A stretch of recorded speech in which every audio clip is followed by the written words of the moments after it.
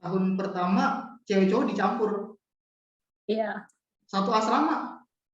iya. Podcast 13. Ya halo, balik lagi bareng gua G di Potilas. Hari ini gua udah kedatangan Kak Senika. Halo Kak, Halo, apa kabar Kak? baik-baik. Nah jadi Kak Senika ini ke kelas gua dulu pas masih di asrama, jadi beda 2 tahun, gua kelas 10 dia kelas 12. Coba Kak memperkenalkan diri dulu Kak.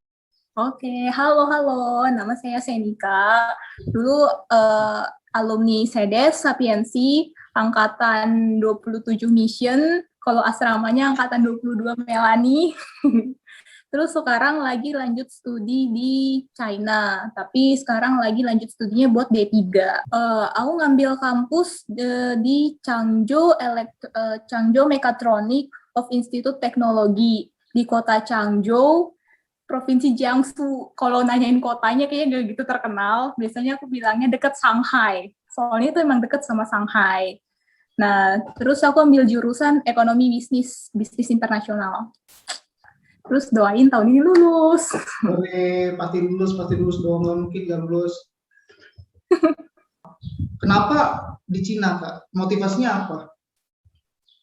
Jujur nih ya, dulu gak keterima SBM. Soalnya dulu kan aku daftar SBM kan, terus gak keterima. Terus kebetulan ada saudara yang dia juga lagi studi di China. Terus dia kan jalur beasiswa.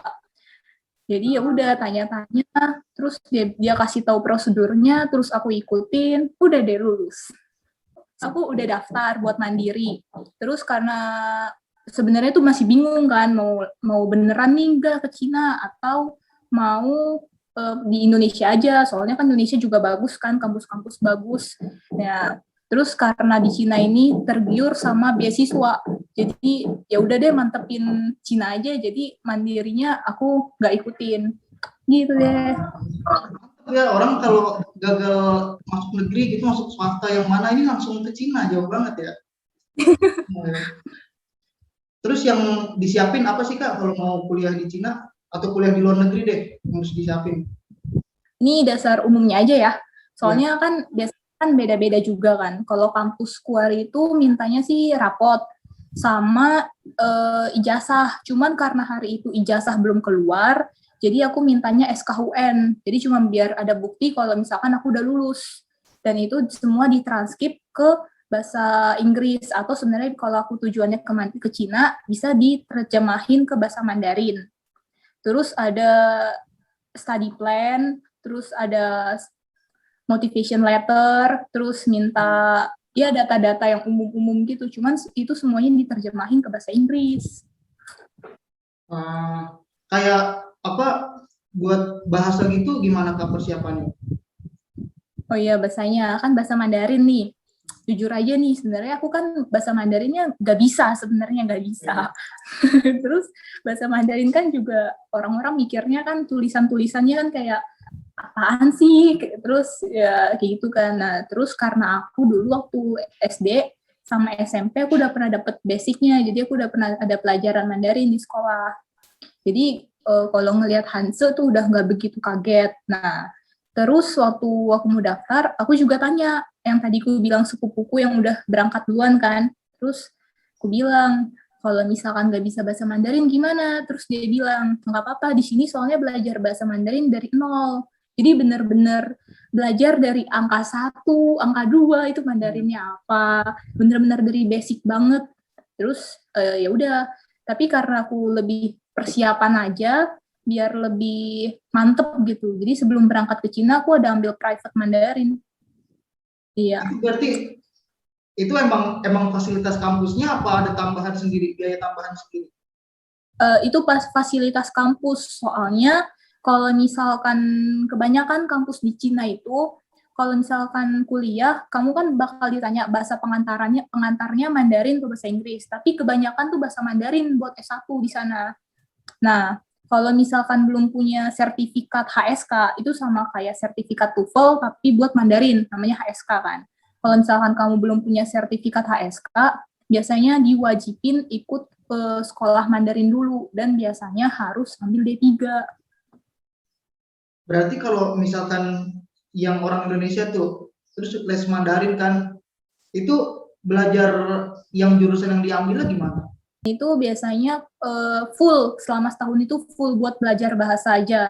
Terus kalau misalkan udah selesai, nanti ada tes bahasanya kan, buat dapat sertifikat bahasanya itu.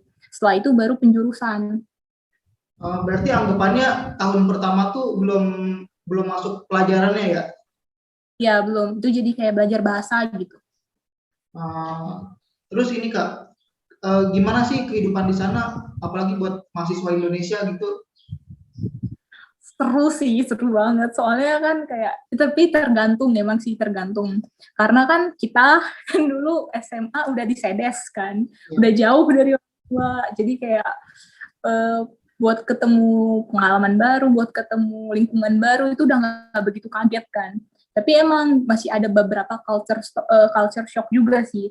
Contohnya kayak misalkan, kan di sana kuliah di Cina nggak semuanya orang Asia, ada orang Eropanya, ada orang Amerikanya. Terus mereka kan pergaulan mereka sama pergaulan kita beda kan. Kalau misalkan kita masih ada yang namanya, ya masih ada yang kalau kita bilangnya tabu. Kalau misalkan mereka bebas banget itu. Jadi kalau misalkan gimana kehidupannya, ya cukup nggak kaget banget, tapi ada bedanya sih. Tapi ya bisa diterima, karena memang kalian kalau misalkan emang dari awalnya diri sendiri yang pingin kuliah keluar, ya jadi kayak seneng-seneng aja. Gitu. Itu terus kalau di sana ada ini enggak sih kayak komunitas atau perkumpulan yang mahasiswa Indonesia gitu? Ada, namanya PPIT. PPIT itu Persatuan Pelajar di Tiongkok, Indonesia di Tiongkok. Jadi kalau misalkan orang-orang Indonesia yang kuliah keluar Indonesia, itu ada PPI, misalkan PPI Cina, PPI Korea, PPI Turki, itu ada. Nah terus di situ tuh ngapain Kak? Maksudnya ada yang kita kerjain nggak sih di situ? Kita ada kegiatan juga sih. Terus kan itu ada per negara kan, PPI Tiongkok. Ada lagi PPI Tiongkok itu ada cabang-cabangnya. Nah, cabang-cabang itu biasanya ada tiap provinsi, ada tiap kota juga. Terus biasanya kita ada kegiatan juga sih, kan misalkan 17-an. Kalau misalkan 17-an kan tuh waktu lagi zaman libur summer kan kalau di sana. Misalkan ada teman-teman kita yang nggak pulang Indonesia tuh. Itu di sana ada acara di KBRI, itu bisa ada acara perkumpulan orang-orang Indonesia semuanya nyatu. Kan kalau Cina penduduknya terbanyak di dunia ya Kak. Itu seramai apa sih? Rame banget, bener-bener rame banget. Rame banget ya. Itu kalau berangkat ke kampus naik apa Kak? Oh, kalau aku kan kampusnya masih deket kan sama wilayah asramaku, jadi jalan kaki. Oh asrama lagi? Iya, jalan kaki. Soalnya emang orang-orang di sana itu ya kebanyakan tuh ya jalan kaki, kalau nggak naik sepeda. Dan kalau emang bener-bener jauh, mereka baru naik bus atau naik metro. Yang naik motor banyak nggak Kak? Motor yang asapnya sampai ngembul gitu? Nggak ada ya? Ada, tapi kalau buat murid-murid yang biasanya ke kampus naik motor tuh jarang. Soalnya lebih banyak yang jalan, kalau nggak naik sepeda. Sehat berarti ya. Udah biasa, di asrama udah biasa jalan Kak, kemana-mana jalan. Iya, benar-benar. Terus selama pandemi ini gimana Kak kuliahnya? Kuliahnya online, tapi ya gitu, karena kan sebenarnya ada lebih enak sebenarnya offline kan. Cuman ya mau gimana lagi, karena pandemik ya nggak bisa dipaksa juga. Tapi dari kampusnya masuk biasa lagi kapan Kak? Itu belum ada informasi sih sampai sekarang. Apa yang diperoleh dari asrama Kak yang berguna buat kuliah di luar negeri atau di Cina gitu Kak? mandiri. Kan waktu di SEDES kita udah dibiasain kan buat apa-apa ngelakuinnya sendiri, cuci baju, terus kecuali masak ya. Cuci baju, setrika, semuanya serba mandiri kan. Terus dari zaman SMA kan kita di SEDES udah ketemu sama teman-teman yang dari mana-mana kan, dari Indonesia Timur, ada yang dari Sumatera. Jadi kalau misalkan waktu kuliah di Cina, ketemu temen itu udah bukan kayak yang gak seneng, tapi malah seneng banget karena ketemu orang baru, ketemu budaya baru. Terus enaknya lagi, kalau misalkan kuliah di Cina, kan teman-temannya dari berbagai negara. Kadang-kadang kita ikutan belajar bahasa mereka. Oh, terus Kak Senika belajar bahasa apa, Kak? Oh, aku kebetulan temenku yang satu kamar, itu ada orang Laos sama orang Maroko kan.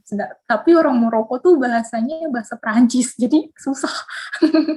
Oh, kalau Maroko bahasa nasionalnya Perancis ya?